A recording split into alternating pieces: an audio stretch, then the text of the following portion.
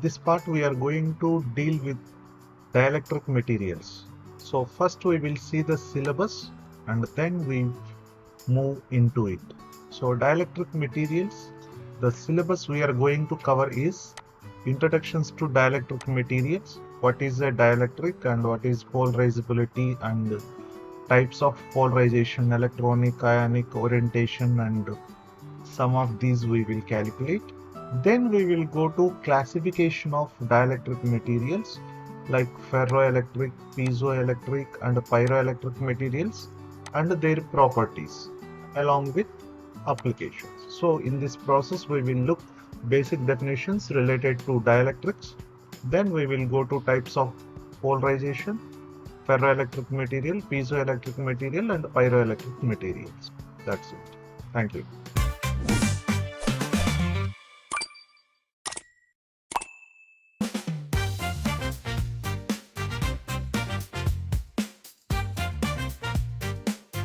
Hi engineers, in this class we are going to see about basics of dielectric. So dielectric అంటే ఏంటి, దాని related properties అనేవి చూద్దాం. So ఇంతకీ dielectric అంటే ఏంటంటే it's an non conducting material, means come under the class of insulator. So based on the band gap, materials are classified into conductors which conduct the electricity and semiconductors which we covered previously, where we will discuss about the band gap lies between 0.1 to 3 electron volts, and whereas we have other class that is insulate if the band gap is more than 3 electron volts. So in that insulators there is a special class that is what we call dielectrics. All insulators are not dielectric, but all dielectrics are insulator. So if we consider this as a insulator universe, in this class a portion is dielectric. There is a difference between insulators and dielectric, but when come to the dielectric is an electrical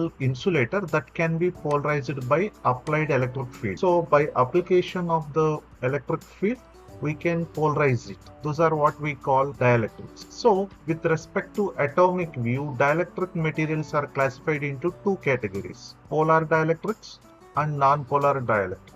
Example for polar dielectrics is HCl, H2O, and non-polar dielectrics H2 and CO. Then generally where we use these dielectrics, mostly we will use dielectrics in the capacitor. So intaki polar dielectrics, non-polar dielectrics ante ఏంటి? So polar molecules తో form అయ్యే వాటినేమో polar dielectrics అంటాము, non-polar molecules తో form అయ్యే వాటిని non-polar dielectrics అంటాము. Polar dielectrics లో center of mass of positive charge does not coincide with the center of mass of negative charge. So center of mass positive charge negative charge polar dielectrics లో coincide అవ్వవు, అదే non polar లో అయితే coincide అవ్వవు. So coincide అవ్వడం వల్ల ఏమవుతుందంటే net pole అనేది నెట్ జీరో అవుతుంది. ఇక్కడ డైపోల్స్ అనేవి ఫామ్ అవుతాయి. ఎందుకని? Two separate opposite charges are separated by a distance. And in normal state అంటే మనం ఎలక్ట్రిక్ ఫీల్డ్ అప్లై చేయకపోతే each molecule have some intrinsic permanent dipoles. Polar dielectric in its normal state means without application of electric field, each molecule has zero dipoles. The shape of these molecules is asymmetric. The shape of these molecules is symmetric. For example, HCl, H2O, ammonia, oxygen, hydrogen and carbon dioxide, like this. So we can see the pictures here. So these non-polar are linear or symmetric, we can say.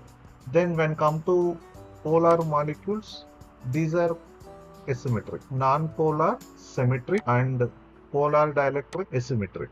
Polar asymmetric, non-polar symmetric. Then next, the basic important definition related to this dielectrics is electric dipole. A system consisting of two equal and opposite charges separated by a distance is called electric dipole. So if it is the positive charge and this is the negative charge and there is a separation between them, that is what we call electric dipole. And electrical dipole moment is the product of the charge and distance between two charges. If we consider the distance between two charges is d and charges are plus, then mu is equal to, we can simply write q into d. If we consider a distance as a dl, we can multiply q into dl. That gives the same value, dipole moment. Then permittivity we will use epsilon. It is the quantity which represents the dielectric property of a medium, right? Permittivity of a medium indicates easily polarizable nature of the material. So how we can polarize the material? That is given by permittivity, and the unit is Faraday per meter or Coulomb per Newton meter. Next and important one in this scenario is dielectric constant. So the dielectric constant or relative permittivity of a medium is defined as the ratio between permittivity of the medium to the permittivity of the free space. So మనం dielectric material గురించి మాట్లాడేటప్పుడు బేసికల్ గా 2 parameters మాట్లాడతాం. ఒకటి dielectric constant, ఇంకొకటి dielectric loss. So మనం ఇక్కడ డైఎలక్ట్రిక్ కాన్స్టెంట్ గురించి మాట్లాడు. దీన్ని ఎలా క్యాలిక్యులేట్ చేస్తారు అంటే epsilon R is equal to epsilon by epsilon not, that is equal to C by C. So ఇక్కడ చూసినట్టయితే డైఎలక్ట్రిక్ కెపాసిటర్ లో ఈ ఏదైతే లైట్ బ్లూ కలర్ ఉందో that is nothing but dielectric. So ఈ డైఎలక్ట్రిక్ మెటీరియల్ ఏం చేస్తుందంటే it will store the charge and enhance the capacity of the capacitor. So ఎన్ని రెట్లు పెంచుతుంది అనేది మనకి డైఎలక్ట్రిక్ కాన్స్టెంట్ నుంచి తెలుస్తుంది. దీనికి యూనిట్ అనేది ఉండదు, ఎందుకంటే it's a relative quantity. We are taking the ratio between epsilon to epsilon not or C to C not. Same parameters కి రేషియో తీసుకుంటున్నాం కాబట్టి యూనిట్స్ అనేది ఉండదు, కాన్స్టెంట్ నెంబర్ ఉంటుంది. Next one is the capacitance. Capacitance అంటే ఏంటంటే the property of the conductor that describes its ability to store the electric charge. So ఎంత electric charge ని స్టోర్ చేసుకోగలదో చెప్పేదాన్నే కెపాసిటెన్స్ అంటాం. దాన్ని C is equal to Q by V. Q అంటేనేమో charge on the capacitor plate. ఇది parallel plate capacitor, దీని మీద ఉన్న ఛార్జ్ Q. V అంటే potential difference between these two plates. ఇప్పుడు టూ ప్లేట్స్ మీద ఉన్నాం. A epsilon by D. A అంటేనేమో area of the capacitor plate. So దీని లెంత్ అలాగే బ్రెడ్త్ తీసుకుంటే ఏరియా కావాలి అంటే directly we can multiply length into breadth, that will give the area. Then D is the separation between these two. ఈ రెండింటికి మధ్య ఉన్న సపరేషన్ ఏదైతే ఉందో దాన్ని D అంటాం. A epsilon by D. Epsilon అంటే again permittivity of the medium. So distance between the capacitor plates. Unit Farad. Next one, polarizability. So when a strength of a electric field is increased, the strength of induced dipoles also increased. So polarizability ni ela define chestamante, it's a induced dipole moment per unit electric field. So alpha is equal to mu by E. Unit is Farad square meter. So polarizability, different types of polarizations వస్తాయి, దాంట్లో మనం ఈ term ని use చేస్తాం repeated. Polarization vector. The dipole moment per unit volume of the dielectric material is called polarization vector P. So దీన్ని ఎలా calculate చేస్తారంటే n into mu. If mu is the average dipole moment per molecule and n is the number of the molecules per unit volume, then polarization vector P is equal to n mu. Then electric flux density or electrical displacement. దీన్ని D is equal to epsilon R into epsilon naught into E. Epsilon naught అంటేనేమో permittivity of free space, epsilon R అంటే relative permittivity of material, E అంటే electric field strength. So as polarization measures additional flux density arising from the presence of the material as compared to the free space, it has some unit as a D. So ఈ D ని electric displacement and D is equal to epsilon naught E plus D substitute చేసి దాన్ని simplify చేస్తే we will get P is equal to epsilon naught into epsilon R minus 1 into E.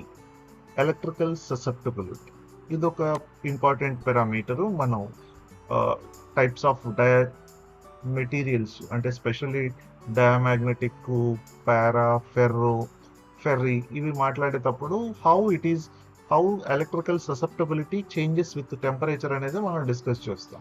So ఏంటి electrical susceptibility అంటే the polarization is proportional to total electrical flux and is in the same direction. Therefore polarization vector can be written as P is equal to epsilon psi into E. So the electrical susceptibility ante that's a epsilon R minus 1. Relative permittivity teliste dantlo nunchi okati subtract cheste, that is nothing but the electrical susceptibility. Electrical susceptibility is a dimensionless quantity that measures how easily a dielectric material become polarized when external field is applied.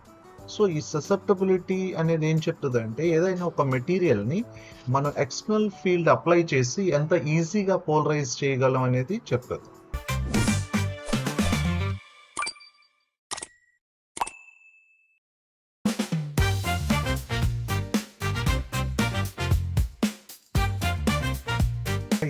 ఈ class లో మనం types of పోలరైజేషన్స్ గురించి తెలుసుకుందాం. Dielectrics లో different types of పోలరైజేషన్స్ ఎలా work చేస్తాయని. ఇంతకీ polarisation అంటే ఏంటి?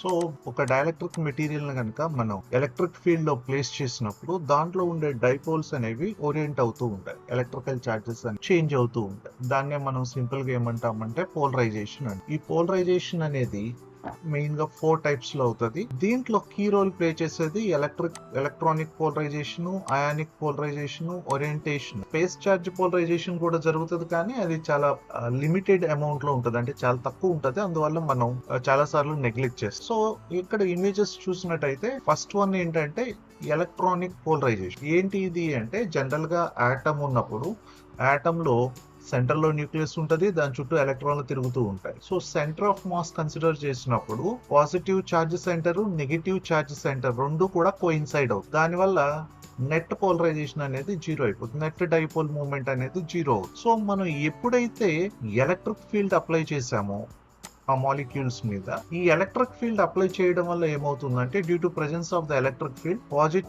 Centre of positive charge, negative charges అనేవి సపరేట్ అవుతాయి. సో ఈ సపరేట్ అవ్వడం వల్ల డైపోల్ మూవ్మెంట్ అనేది ఫామ్ అవుతుంది. That gives rise to electronic polarization. So when come to ionic polarization, ఈ అయానిక్ పోలరైజేషన్ లో ఏం జరుగుతుందంటే మనం ఎక్స్టర్నల్ గా ఫీల్డ్ అప్లై చేసినప్పుడు ఇవి స్మాల్ డిస్టెన్స్ లో ఉంటాయి. ఈ అయానిక్ బాండ్స్ ఫామ్ అవడం వల్ల లాంగ్ డిస్టెన్స్ షిఫ్ట్ అవుతుంది. తర్వాత ఓరియంటేషనల్ పోలరైజేషన్, ఫీల్డ్ లేనప్పుడు ఏమవుతాయంటే అవి డైపోల్స్ అనేవి ఉంటాయి, కానీ ర్యాండమ్ గా ఓరియంట్ అయి ఉంటాయి different direction. Net zero. So ఎప్పుడైతే ఎలక్ట్రిక్ ఫీల్డ్ అప్లై చేస్తామో ఇవన్నీ కూడా ఫీల్డ్ డైరెక్షన్ లోకి ఓరియంట్ అవుతాయి. సో ఎప్పుడైతే ఒకే సైడ్ కి ఓరియంట్ అవుతాయో అప్పుడు నెట్ ఎఫెక్ట్ అనేది ఇంక్రీజ్ అవుతుంది. తర్వాత స్పేస్ చార్జ్ పోలరైజ్. ఫీల్డ్ లేకపోతే నెట్ జీరో ఉంటది. ఎప్పుడైతే మనం ఫీల్డ్ అప్లై చేస్తామో దాంట్లో ఒక సైడ్ పాజిటివ్ చార్జెస్ వస్తాయి, ఇంకొక సైడ్ నెగిటివ్ చార్జెస్ వచ్చి ఈ స్పేస్ చార్జ్ పోలరైజేషన్ అనేది అరైజ్. సో దీంట్లో మనం బేసిక్ డెఫినేషన్స్ అనేవి డిరైవ్ చేస్తాం. ఆ డెరివేషన్ అనేది సింపుల్ గానే ఉంటది. బేసిక్ మ్యాథమెటిక్స్ వాడతాం. చూద్దాం one by one. So the displacement of positively charged nucleus and negatively charged electrons of an atom in opposite direction on application of electric field is known as electronic polarization. So electric field apply చేయనప్పుడు, అంటే ఎప్పుడు electric field అనేది zero అయితే ఈ negative charge, positive charge centres అనేవి coincide. So ఈ ఎప్పుడైతే మనం ఎలక్ట్రిక్ ఫీల్డ్ అప్లై చేస్తున్నామో ఈ సెంటర్స్ అనేవి సపరేట్ అవుతాయి. సో ఇక్కడ ఇనీషియల్ గా ఫీల్డ్ లేనప్పుడు రెండు సెంటర్స్ కోయిన్సైడ్ అయ్యి చార్జ్ అనేది ఈక్వల్ గా డిస్ట్రిబ్యూట్ అయ్యింది. మనం ఏం కన్సిడర్ చేస్తున్నాం అంటే nucleus of charge ZE and cloud, electron cloud charge -Z ఈ స్పియర్ లో డిస్ట్రిబ్యూట్ అయ్యింది. తర్వాత ఎప్పుడైతే మనం అప్లై చేసామో ఈ రెండు సెంటర్స్ అనేవి సపరేట్ అయింది with a distance of x. Positive charge centre, negative charge centre, దానికి కన్సర్న్డ్ స్పియర్స్ అనేవి ఫామ్ అయ్యాయి. దాన్ని బేస్ చేసుకుని మనం calculate charge density of the sphere of the radius r, rho is equal. So charge density కావాలి అంటే charge per volume కావాలి.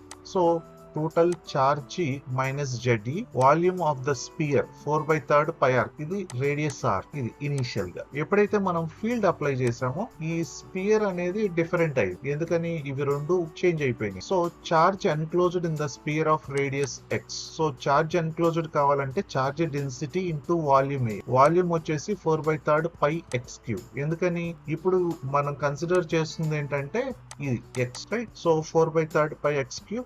ఈ డెన్సిటీ అనేది సేమ్ రో. దాని నుంచి Q1 అనేది క్యాలిక్యులేట్ చేసి తర్వాత Q1 కావాలి అంటే ఈ రో ప్లేస్ లో ఈ మొత్తం సబ్స్టిట్యూట్ చేయాలి. సబ్స్టిట్యూట్ చేసి సింప్లిఫై చేస్తే Q1 is equal to -ZE x/r whole cube అనేది వస్తుంది. Q2 charge of the nucleus అనేది +Z, right? So కులుంబ్ force between nucleus and electron cloud, ఈ రెండింటి మధ్య ఉన్న ఫోర్స్ కావాలి అంటే కులూమ్స్ లో అప్లై చేస్తే F is equal to 1/4πε0 Q1 Q2/r². So ఈ రెండింటి మధ్య ఉన్న సపరేషన్ ఇక్కడ సబ్స్టిట్యూట్ చేసేటప్పుడు Q1 ఏమో ఇది సబ్స్టిట్యూట్ చేస్తాము, Q2 ఇది సబ్స్టిట్యూట్ చేస్తాము. దాంతో పాటు R ఈ సపరేషన్, ఈ రెండు చార్జెస్ కి మధ్య ఉన్న సపరేషన్ x, ఇవి సబ్స్టిట్యూట్ చేసి సింప్లిఫై చేస్తే FC is equal to 1/4πε0 -Z² E² x/r³ వచ్చి Lorentz force between the nucleus and electron cloud.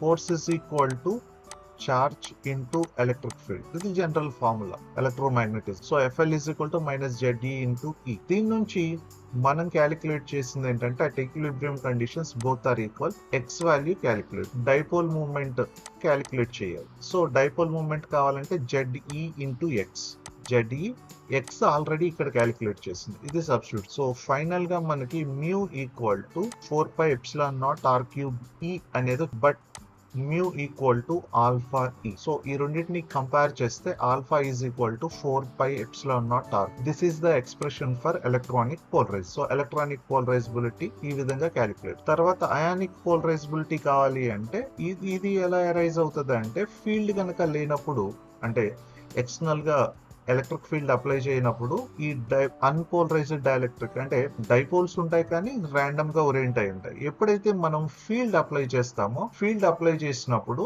ఆ పర్టికులర్ డైరెక్షన్స్ లోకి ఓరియంట్ అవుతాయి. సో ఈ అయానిక్ పోలరైజేషన్ అనేది అప్లై చేసిన ఫీల్డ్ కి డైరెక్ట్లీ ప్రపోర్షనల్ గా ఉంటది. ఆ ప్రపోర్షనాలిటీ కాన్స్టెంట్ అనేది alpha, ionic polarizability, and is also temperature independent. ఇది temperature independent. If n is the total number of atoms per unit volume, ionic polarizability is given by Pi is equal to n alpha I E. Ionic polarizability ఇలా calculate. Next one, orientation polarization. So ionic polarization occurs due to displacement of ion under the action of external electric field, which gives rise to the net dipole. So ionic polarization ఏమో ions displacement వల్ల వస్తుంది, orientation dipole movement ఏమో orientation వల్ల వస్తుంది, orientation of all the dipoles in single direction. So ఇలా random గా field లేనప్పుడు random గా ఉన్నాయల్లా ఫీల్డ్ అప్లై చేసినప్పుడు ఫీల్డ్ డైరెక్షన్స్ లోకి ఓరియంట్ అవుతాయి. ఇలా అరైజ్ అయ్యే పోలరైజేషన్ నే ఓరియంటేషనల్ పోలరైజేషన్ అంటే. So P is equal to n into U, that is equal to n alpha naught E. దాని నుంచి P is equal to n mu square E by 3K, that is equal to alpha naught. Alpha naught అంటే orientation polarizable constant, right? So mu square by 3K. Phase charge polarization. So phase charge polarization occurs due to accumulation of charges at their respective electrodes in the presence of applied electric field. So ఈ space charge polarization ఎప్పుడు వస్తుంది అంటే respective electrodes దగ్గర ఈ charge accumulation అనేది జరుగుతుంది. Since space charge polarization is very small, that's why we neglect this effect. So space charge polarization అనేది electric field లేనప్పుడేమో ఇలా ర్యాండమ్ గా ఉంటది, ఎలక్ట్రిక్ ఫీల్డ్ అప్లై చేసినప్పుడు అక్యుములేట్ అవుతుంది, కానీ దీని కంట్రిబ్యూషన్ అనేది చాలా తక్కువ, అందువల్ల దీన్ని మనం నెగ్లెక్ట్ చేస్తాం. So space charge polarize. Then total polarization means we have to add all. P total is equal to PE plus Pi plus P0 plus Ps. Electrical, ionic, orientational, space charge. So anyhow we are going to neglect the space charge of polarization. Now if we add this n alpha E, n alpha E, n alpha naught E. So n common తీసేస్తే alpha E అంటే 4πε0 r³ into n. ఇక్కడ alpha I ని మనం direct గా తీసేసుకున్నాం. If you wish you can derive the expression, you can check the textbook, you can get the derivation. So alpha is equal to E² by omega naught square 1 by small m plus 1 by m plus mu square 3kt into E. So ఇది ఏదైతే ఓరియంటేషనల్ ఏమో ఇది. Ionic polarization ఈ expression ఎక్కడి నుంచి derive చేస్తారంటే NaCl, Na plus Cl minus ions concept consider చేసి expression అనేది డిరైవ్ చేస్తాయి. So the above equation is known as ln d by e, right? So this is the main concept that concludes polarization. Thank you.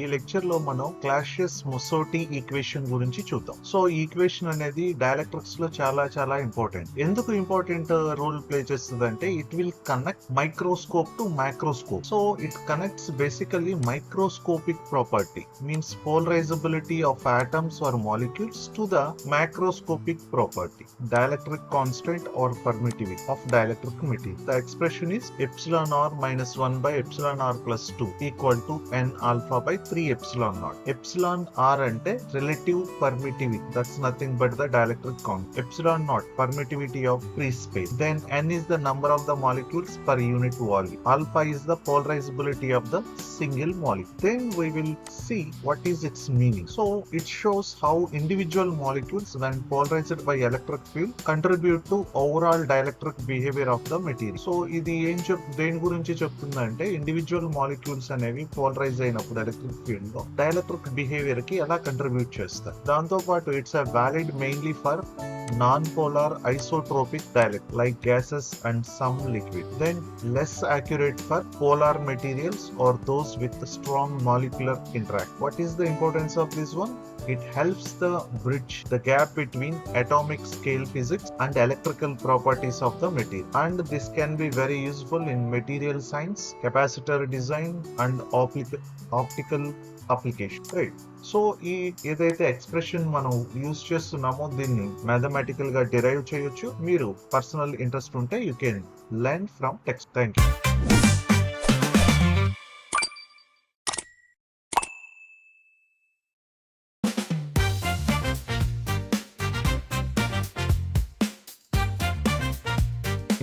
ఈ lecture లో మనం dielectric material అంటే ఏంటి, ఎలా ఉంటాయి అవి, దాంతో పాటు ఆ మెటీరియల్ ప్రాపర్టీస్ ఏంటి, ఎక్కడ యూజ్ చేస్తాం అనేది చూద్దాం. సో డైఎలక్ట్రిక్ మెటీరియల్ అంటే it's an electrical insulator that stores energy in electric field by becoming polarize. అన్ని ఇన్సులేటర్స్ ని పోలరైజ్ చేయలేము, ఏవైతే పోలరైజ్ చేయగలమో వాటిని డైఎలక్ట్రిక్స్ గా యూజ్ చేసుకోవచ్చు. ఇవి సాలిడ్స్ ఉంటాయి, లిక్విడ్స్, గ్యాసెస్ ఉంటాయి. సాలిడ్స్ లో వచ్చేసి ceramics, plastic, glass, mica are some common solid dielectric. అలాగే లిక్విడ్స్ లో వచ్చేసి distilled water is a dielectric liquid. Then gases, dry air, vacuum, nitrogen are examples of dielectric gas. So dielectrics అనేవి solids ఉండొచ్చు, liquids ఉండొచ్చు, gases ఉండొచ్చు. కాకపోతే మనం mainly focus on solid in present study. మనం ఇప్పుడు చదివే దాంట్లో ఇవి వాడతాం. అయితే ఈ డైఎలక్ట్రిక్ మెటీరియల్స్ కి ఏమేమి ప్రాపర్టీస్? మెయిన్ ప్రాపర్టీ ఏంటంటే దీనికి యూనిక్ నేచర్ ని తీసుకొచ్చింది ఈ పోలరైజేషన్ అవ్వడం. ఎలక్ట్రిక్ ఫీల్డ్ లో పెట్టినప్పుడు అవి పోలరైజ్ అవుతాయి. Then it's has we have different types of dielectric materials. Some dielectrics has a high dielectric constant, medium range and low dielectric constant, then high dielectric strength. ఈ dielectric constant ని base చేసుకొని వాటి applications అనేవి change అవుతాయి. కొన్ని రకాల devices కి high dielectric constant కావాలి, కొన్నిటికి మీడియం కావాలి, కొన్నిటికి లో డైఎలక్ట్రిక్ కాన్స్టెంట్ కావాలి. అలాగే హై డైఎలక్ట్రిక్ స్ట్రెంత్. ఇది హై డైఎలక్ట్రిక్ స్ట్రెంత్ ఉండటం వల్ల ఏమవుతుందంటే స్ట్రాంగ్ ఎలక్ట్రిక్ ఫీల్డ్స్ లో కూడా విత్ స్టాండ్ అవుతాయి. Reversible polarization, returns to the original state after field then sensitive to temperature. Properties may vary with heat. Temperature dependent properties change అవుతాయి. Frequency dependent behaviour. ఇవి ఫ్రీక్వెన్సీని base చేసుకొని వాటి property change అవుతాయి. Can be linear and non linear in response. Linear అంటే straight line, non linear అంటే cut. So ఇలా వస్తేనేమో లీనియర్. ఈ డ్రా చేసే parameters electric field and polarization. Then ఇవి డైఎలక్ట్రిక్ అయితే సింపుల్ గా ఇలా వస్తాయి. కొన్నిటికి కర్వ్స్, ఫెర్రో ఎలక్ట్రిక్స్ తీసుకున్నాం మనం. ఫెర్రో ఎలక్ట్రిక్స్ తీసుకుంటే లూప్స్, ఫెర్రో మ్యాగ్నెటిక్ మెటీరియల్స్ లా. So they may be linear or non linear in response, right? ఇక్కడ చూసినట్టు dielectric, paraelectric, ferroelectric material, పీఈలు. Next applications. When come to applications it has a vast up. Main గా మనకు తెలిసింది ఏంటంటే as a capacitors we use to store electrical charge. Higher the dielectric constant, higher the charge it stores. Capacitors lo use cheyadam. It serves as a insulators in wires, cables and circuits. Essentials in radio frequency and microwave device. Antennas, filters వీటన్నిటిలో కూడా dielectric materials వాడతాం. Applied in energy storage system. Super capacitors లో కూడా dielectric materials అనేవి వాడతాం. ఈ used in PCBs for insulation and support. ఈ PCB boards లో కూడా మనం యూజ్ చేస్తాం. dielectric resonators in frequency control system. Frequency control systems లో కూడా dielectric resonators అనేవి వాడతాం. Applied in optical device. Lenses, coatings అంటే dielectric thin films యూజ్ చేసి కోట్ చేయడానికి కానీ వీటిల్లో లెన్సెస్ లో వాడతారు. Used in sensors like piezoelectric, pyroelectric devices and key in MOSFET as gate dielectric. Used in lightning system for insulation and control. So వీటికి ఇన్ని applications రావడానికి కారణం ఏంటంటే డైఎలక్ట్రిక్ అనేది ఒక స్పేస్ అయితే ఇది మొత్తం అంటే ఈ స్క్రీన్ మొత్తం గనక ఇన్సులేటర్స్ అంటే ఈ ఇన్సులేటర్స్ లో కొంత పార్ట్ ఈ డైఎలక్ట్రిక్స్ లో కొన్ని కొన్ని special category based on material structure, కొన్ని పీజో ఎలక్ట్రిక్ మెటీరియల్, కొన్ని పైరో ఎలక్ట్రిక్, వాటిల్లో కొన్ని ఫెర్రో ఎలక్ట్రిక్. పీజో అంటే ప్రెషర్ అప్లై చేయడం వల్ల వోల్టేజ్ జనరేట్ అయితే అలాంటి మెటీరియల్ ని పీజో అంటాం. పైరో అంటే హీట్, మనం హీట్ చేయడం వల్ల వోల్టేజ్ డెవలప్ అయితే పోలరైజేషన్ జనరేట్ అయ్యి దాన్ని పైరో ఎలక్ట్రిక్ మెటీరియల్ అంటాం. ఫెర్రో ఎలక్ట్రిక్ మెటీరియల్స్ అంటే వాటిలో డిఫాల్ట్ గా డైపోల్స్ ఉంటాయి. మనం small amount of electric field apply చేస్తే హై వోల్టేజ్ అనేది జనరేట్ అవుతుంది. సో ఇలా వెరైటీ ఆఫ్ క్లాసిఫికేషన్స్ ఉండటం వల్ల డైఎలక్ట్రిక్స్ లో it has a vast application and it plays the key role. Thank you for watching.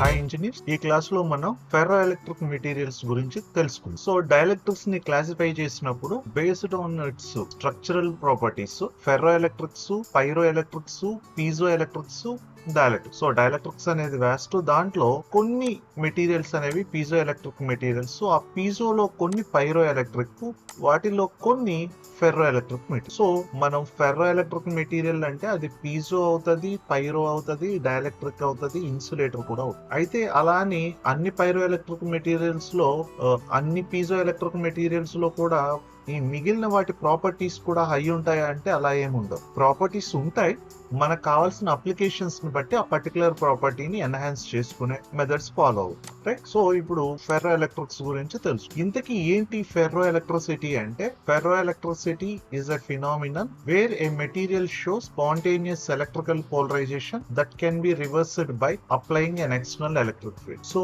External electric field apply చేయడం వల్ల దీంట్లో ఉన్న పోలరైజేషన్ ని రివర్స్ చేయగలిగితే వాటిని మనం ఏమంటామంటే ferroelectricity. Ferroelectricity is the phenomena where materials show spontaneous electric polarization. Spontaneous electric polarization అనేది చూస్తుంది, మనం డైరెక్షన్ చేంజ్ చేస్తే ఆ పోలరైజేషన్ ని రివర్స్ చేయదు. ఏంటి మెటీరియల్ యొక్క ప్రాపర్టీస్ ఎలా ఉంటాయి అంటే it shows spontaneous electric polarization. ఇది key point. The materials which shows spontaneous polarization are known as ferroelectric material. Then polarization is reversed by external electric field. ఇది తెలుసు, డెఫినేషన్ లో ఈ రెండు వచ్చేసి. Exhibit hysteresis loop in polarization versus electric field. So ఈ hysteresis loop అనేది చూపిస్తాయి. అంటే హిస్టెరిసిస్ లూప్ అంటే మనం ఎలక్ట్రిక్ ఫీల్డ్ లో ఉంచినప్పుడు ఎలక్ట్రిక్ ఫీల్డ్ లో ఉంచి స్లోగా ఫీల్డ్ ఇంక్రీజ్ చేసుకుంటూ వెళితే పోలరైజేషన్ అనేది స్లోగా ఇంక్రీజ్ అవుతుంది. After A particular field it will get saturate, అది సాచురేట్ అవుతుంది. ఎప్పుడైతే మనం స్లోగా ఎలక్ట్రిక్ ఫీల్డ్ ని డిక్రీజ్ చేస్తామో, ఈ ఎలక్ట్రిక్ ఫీల్డ్ ని డిక్రీజ్ చేసినప్పుడు ఎలక్ట్రిక్ ఫీల్డ్ 0 వచ్చినా కొంత పోలరైజేషన్ అనేది దాంట్లో ఉండిపోతుంది.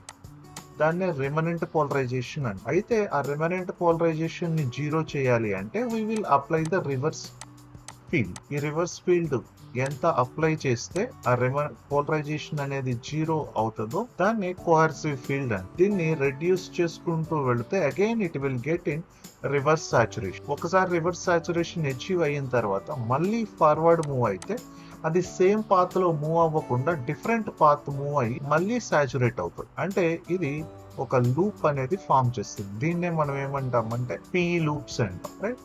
ఫైన్.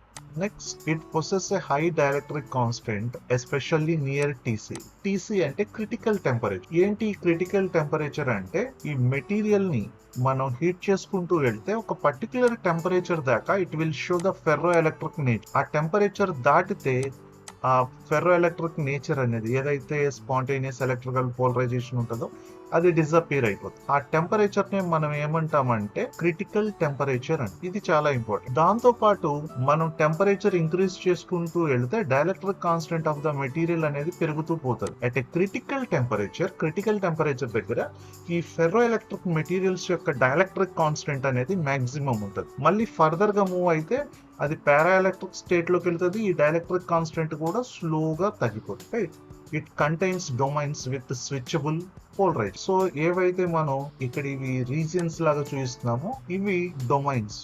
ఈ డొమైన్స్ ఏం చేస్తాయంటే మెటీరియల్ ఒక రీజియన్ ఉంటే ఆ రీజియన్ లో చిన్న చిన్న రీజియన్స్ తీసుకుంటాము. ఈ చిన్న చిన్న రీజియన్స్ లో ఒక్కొక్క దాన్ని ఒక్కొక్క డొమైన్ అంటాం. ఏంటి వీటి స్పెషాలిటీ అంటే ఈ డొమైన్స్ లో ఉండే ఇవి సింగిల్ డైరెక్షన్ లో ఓరియంట్ అయి ఉంటాయి. దాంట్లో ఉండే డైపోల్స్ అన్ని కూడా ఒక పర్టికులర్ డైరెక్షన్ లో ఓరియంట్ అయి ఉంటాయి.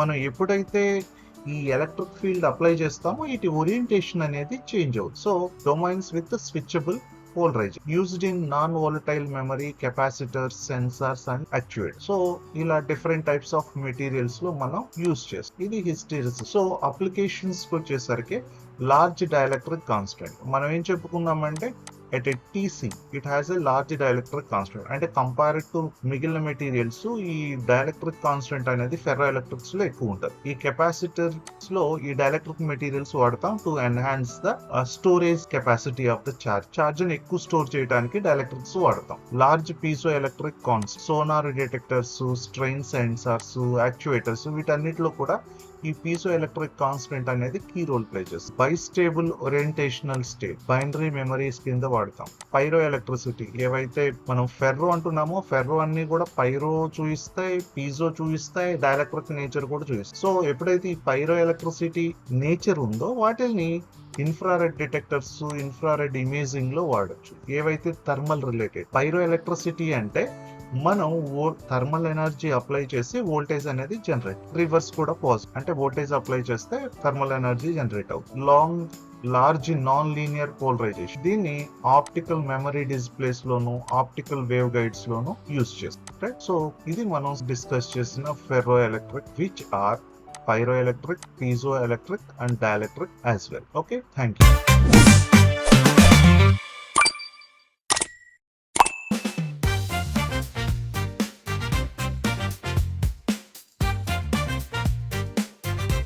హాయ్ ఇంజనీర్, ఈ క్లాస్ లో మనం పీజో ఎలక్ట్రిక్ మెటీరియల్స్ గురించి తెలుసుకుందాం. సో ఈ piezo electric materials one of the class of dielectrics broad class అయితే ఆ డైఎలక్ట్రిక్స్ కూడా ఇన్సులేటర్స్ లో పార్ట్. ఇన్సులేటర్ లో ఒక పార్ట్ డైఎలక్ట్రిక్, దాంట్లో కొన్ని పీజో ఎలక్ట్రిక్ నేచర్ చూపిస్తాయి, వాటిని పీజో ఎలక్ట్రిక్ మెటీరియల్స్ అంటాం. సో ఇంతకీ ఈ పీజో ఎలక్ట్రిక్ ఏంటి, ఎక్కడి నుంచి వస్తుంది అనేది చూద్దాం. So piezoelectricity is a phenomena in which material response to mechanical strain by generating electric polarize. So ఇక్కడ మనం యానిమేషన్ చూస్తున్నాం కదా, దీని మీద మనం కనుక ప్రెషర్ అప్లై చేస్తే దీని సైజ్ రెడ్యూస్ చేస్తే వోల్టేజ్ అనేది క్రియేట్ అవుతుంది, పొటెన్షియల్ డిఫరెన్స్. దాన్నే మనం ఏమంటామంటే పీజో ఎలక్ట్రిక్ ఎఫెక్ట్ అని. సో ఈ పీజో ఎలక్ట్రిక్ ఎఫెక్ట్ ఏంటంటే stress is creating electrical charge. Stress అనేది ఎలక్ట్రికల్ ఛార్జ్ ని క్రియేట్ చేస్తుంది. దీన్ని సెన్సింగ్ డివైజెస్ లో యూజ్ చేస్తుంది. దాంతో పాటు కాన్వర్స్ పీజో ఎలక్ట్రిక్ ఎఫెక్ట్ ఉంది. అంటే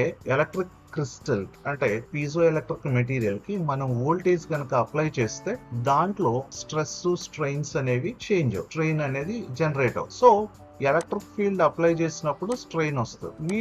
ఈ కాన్సెప్ట్ వాడి యాక్చుయేటర్స్ కింద వాడతాం. సో ఈ పీజో ఎలక్ట్రిక్ మెటీరియల్స్ అనేవి ఎనర్జీ జనరేషన్స్ లోను, సెన్సార్స్ లోను ఇలా చాలా వాటిల్లో మనం యూజ్ చేస్తాం. సో ముందు వాటి ప్రాపర్టీస్ ఏంటో చూద్దాం. ఈ material they exhibit direct and converse piezoelectric effect. So ఏంటి direct and converse piezoelectric effect అంటే మనం స్ట్రెస్ అప్లై చేసినప్పుడు వోల్టేజ్ జనరేట్ అయితే దాన్ని డైరెక్ట్ పీజో ఎలక్ట్రిక్ ఎఫెక్ట్ అంటాం. అలా కాకుండా వోల్టేజ్ అప్లై చేసినప్పుడు ఇక్కడ స్ట్రెయిన్ కనుక జనరేట్ అయితే దాన్ని కాన్వర్స్ పీజో ఎలక్ట్రిక్ ఎఫెక్ట్ అంటాం. అయితే మనకి ఫైనల్ గా ఏ అప్లికేషన్ కావాలో దాన్ని బట్టి అలా వాడుకుంటాం అన్నట్టు. ఒకటే మెటీరియల్ రెండిట్లాగా పనిచేస్తుంది. They are anisotropic. ఎనైసోట్రోపిక్ అంటే direction of force or field ని బేస్ చేసుకొని ఆ బిహేవియర్ అనేది చేంజ్ అవుతుంది. Isotropic, anisotropic. ఎనైసోట్రోపిక్ అంటే డైరెక్షన్ టు డైరెక్షన్ ప్రాపర్టీస్ అనేవి చేంజ్ అవుతాయి.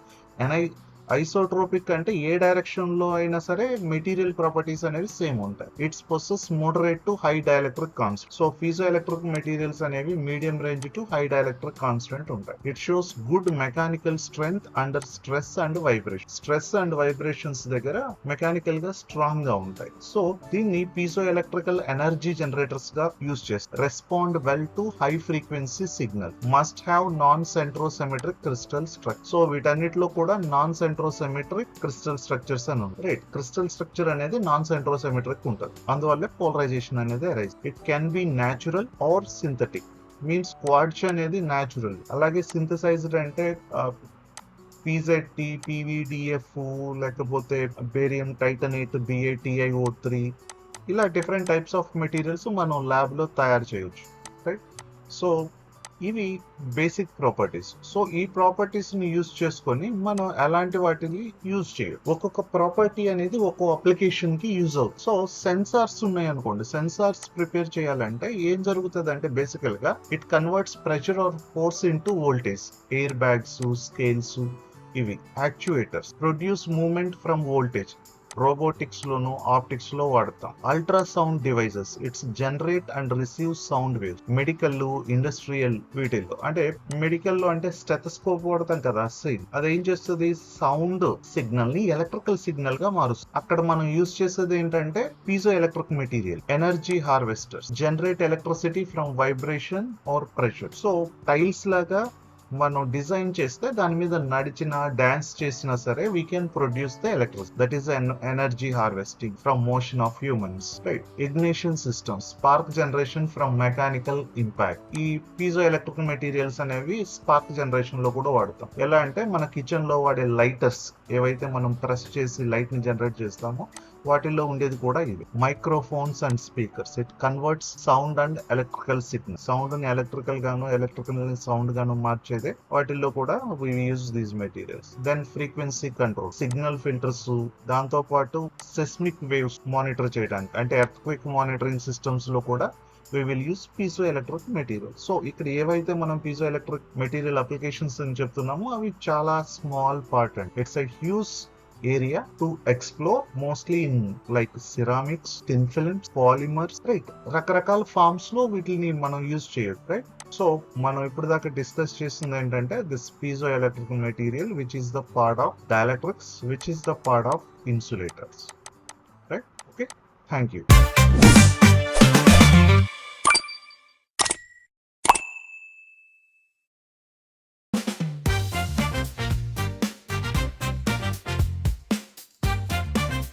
ఇంజనీర్ ఈ లెక్చర్ లో మనం క్లాసిఫికేషన్ ఆఫ్ డైఎలక్ట్రిక్స్ చూస్తున్నాం. దాంట్లో పార్ట్ గా we are going to discuss about pyroelectric materials. Previous గా మనం ferroelectrics, piezoelectrics, dielectrics గురించి డిస్కస్ చేసాం. ఒకవేళ ఈ వీడియోస్ చూడకపోతే ప్రీవియస్ వీడియోస్ చూసి ఇక్కడికి వస్తే ఈ కంటిన్యూటీ అనేది అర్థమవుతుంది. సో ఇంతకీ పైరో ఎలక్ట్రిక్ మెటీరియల్స్ ఏంటి అనేది చూద్దాం. The phenomena of producing electrical energy by application of thermal stress is known as pyro electric material. Pyro electrics అంటే పైరో ఎలక్ట్రిసిటీ అంటే మెటీరియల్ తీసుకొని దానికి థర్మల్ ఎనర్జీ ఇవ్వాలి. థర్మల్ ఎనర్జీ అంటే హీట్ సప్లై చేయాలి. చేస్తే దానివల్ల ఏమవుతుంది అంటే ఎలక్ట్రికల్ ఎనర్జీ అనేది ప్రొడ్యూస్ అవుతుంది. దీన్నే మనం ఏమంటామంటే పైరో ఎలక్ట్రిసిటీ అని. కాన్వర్స్ ప్రాసెస్ కూడా possible, right? Pyroelectric effect is the change in the spontaneous polarization when the temperature of specimen is change. So specimen యొక్క టెంపరేచర్ అనేది చేంజ్ చేసినప్పుడు స్పాంటేనియస్ పోలరైజేషన్ అనేది చేంజ్ అవుతుంది. దీన్నే మనం ఏమంటామంటే పైరో ఎలక్ట్రిక్ ఎఫెక్ట్ అంటాం. సో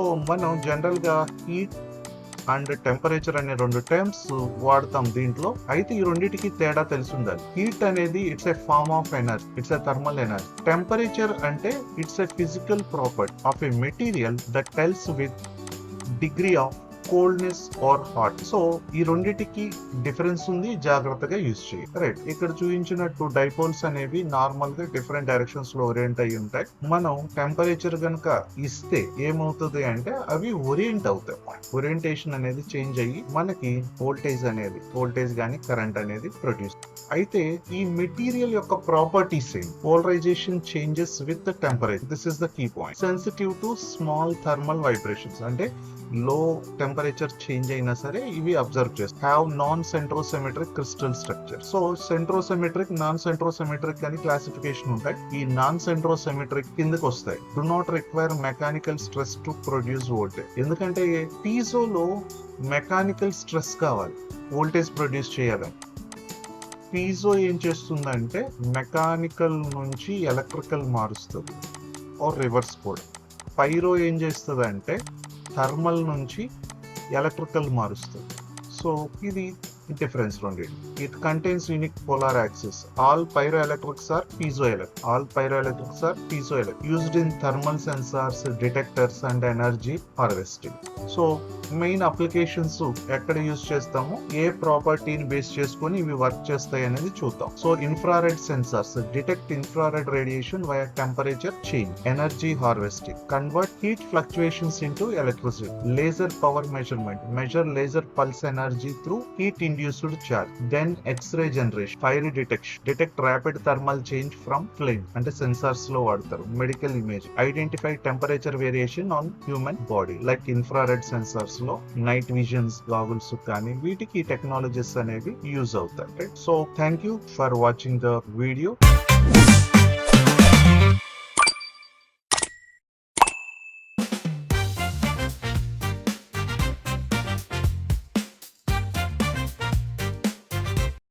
హాయ్ ఇంజనీర్స్, ఈ లెక్చర్ లో మనం ఈ క్లాసిఫికేషన్ ఆఫ్ డైఎలక్ట్రిక్స్ ఏవైతే ఉన్నాయో పీజో, పైరో, ఫెర్రో, వీటి డిఫరెన్సెస్ ఏంటనేది చూద్దాం. సో బేసికల్ గా టోటల్ మెటీరియల్స్ ని మనం కండక్టర్స్, సెమీ కండక్టర్స్, ఇన్సులేటర్స్ గా బ్యాండ్ గ్యాప్ బేస్ చేసుకుని క్లాసిఫై చేసాం. వాటిల్లో సెమీ కండక్టర్స్ ఆల్రెడీ మనం చదివాం, కండక్టర్స్ గురించి ఆల్రెడీ ఐడియా ఉంది. ఇవి ఇన్సులేటర్స్ లో ఒక పార్ట్. వీటిని డైఎలక్ట్రిక్, ఈ డైఎలక్ట్రిక్స్ లో కూడా based on structure piezo electric, pyro electric, ferroelectric materials గా క్లాసిఫై చేసి, సో వాటి గురించి మనం విడివిడిగా ప్రీవియస్ లెక్చర్స్ లో చదివాం. ఒకవేళ ఆ వీడియో చూడకపోతే ముందు ఆ వీడియోలు చూడండి, తర్వాత వచ్చి ఈ వీడియో చూస్తే ఈ క్లాసిఫికేషన్ అనేది ఈజీగా అర్థమవుతుంది. It's a comparison, right? So piezo, ఫైరో, ferro, ఈ బేసికల్ గా వీటి ఫంక్షన్ ఏంటంటే ఏం చేస్తాయంటే piezo electric materials generate electricity when ever mechanical stress is applied. So mechanical stress apply చేస్తే మెటీరియల్ మీద ఎలక్ట్రిసిటీని జనరేట్ చేస్తాయి. వీటిని పీజో అంటారు. పీజో అంటే స్ట్రెస్ అన్నారు. పైరో అంటే thermal. Pyro materials generate electrical potential whenever heated or cooled. అంటే temperature variation ఉంటే అవి ఎలక్ట్రిసిటీని ప్రొడ్యూస్ చేస్తాయి, ఎలక్ట్రిక్ పొటెన్షియల్. అలాగే ferroelectric materials exhibit electric polarization even in the absence of electric field. So electric field external గా మనం apply చేయకపోయినా సరే ఈ ఎలక్ట్రికల్ పోలరైజేషన్ అనేవి జనరేట్ చేస్తాయి. ఎగ్జాంపుల్స్ ఏంటంటే వీటికి quartz crystal, ammonium, phosphate, right? ఇవి పీజో ఎలక్ట్రిక్ మెటీరియల్స్. ఇవి నేచురల్ ఉండొచ్చు, ల్యాబ్ మేడ్ ఉండొచ్చు. పైరో ఎలక్ట్రిక్ లో quartz, ammonium, phosphate. Ferro electric materials లో లిథియం నయోబేట్, బేరియం టైటనైట్. అయితే గుర్తుపెట్టుకోవాల్సిన విషయం ఏంటంటే ఫెర్రో ఎలక్ట్రిక్ అంటే అది ఫెర్రో ఎలక్ట్రిక్ మెటీరియల్ అవుతుంది, పైరో ఎలక్ట్రిక్ మెటీరియల్ అవుతుంది, పీజో ఎలక్ట్రిక్ కూడా అవుతుంది, దాంతో పాటు డైఎలక్ట్రిక్ అవుతుంది, ఇన్సులేటర్ కూడా అవుతుంది. కానీ రివర్స్ ఓకే కాదు. క్వార్ట్జ్ అనేది పీజో, పైరో అంటే అది ఫెర్రో అవ్వాల్సిన పని లేదు. Lithium niobate ferroelectric material అంటే అది పైరో ఎలక్ట్రిక్ అవుతుంది, పీజో అవుతుంది, డైఎలక్ట్రిక్ కూడా అవుతుంది. సో ప్రాపర్టీస్ వచ్చేసరికి ఇవి non centrosymmetric, non polar dielectric, presence of electric effect P is equal to DC. They are unidirectional polarization, non-centrosymmetric, exhibit pyroelectricity when temperature is greater than critical temperature. Critical temperature కన్నా ఎక్కువ ఉన్నప్పుడు pyroelectricity choose. ఈ ferroelectric materials, they are easily polarized. They exhibit dielectric hysteresis loop. They are both pyro and piezo in nature. అంతకుముందు మనం చెప్పుకున్నట్టే ఇవి piezo, pyro రెండు కూడా అవుతాయి. దాంతో పాటు application wise piezoelectric materials can be used as a transducer, used in microphones. It generate ultrasonic waves. వీటితో పాటు ఇంకా చాలా అప్లికేషన్స్ ఉన్నాయి. ఇవి few application. When come to pyroelectric materials, IR detectors, infrared detectors, image tube, temperature sensing element. When come to ferroelectric materials, ultrasonic transducers, pressure transducers, memory devices like random access memory. So ఇలా ఈ main classification అయితే మనం చేయొచ్చు. ఒకవేళ exam లో కనుక differentiate between piezo, pyro, ferro electric materials అంటే ఇలా రాయొచ్చు. రాసి వాటితో పాటు వాటి రిలేటెడ్ డయాగ్రామ్ ఏవైతే piezo electric, ఫైరో electric, ferro electric ఉన్నాయో ఆ డయాగ్రామ్స్ అనేవి ఫస్ట్ లో కానీ లేదు అంటే ఈ అప్లికేషన్స్ చివర్లో కానీ డ్రా చేయాలి. డ్రా చేస్తే we can get complete mark. So that concludes the classification of dielectric materials with difference. Okay, thank you for watching.